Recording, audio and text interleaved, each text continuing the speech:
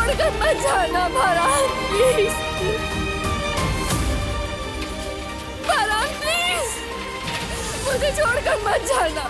क्या हुआ है? डॉक्टर ने गोली लगी है, उनका खून भी बहुत बह चुका है, इनका ब्लड प्रेशर भी लो है और नर्व्स 90 है। हमें जल्दी कुछ करना होगा डॉक्टर। इमरजेंसी रूम में ले जाओ फौरन। फरहान मुझे छोड़कर मत जाना।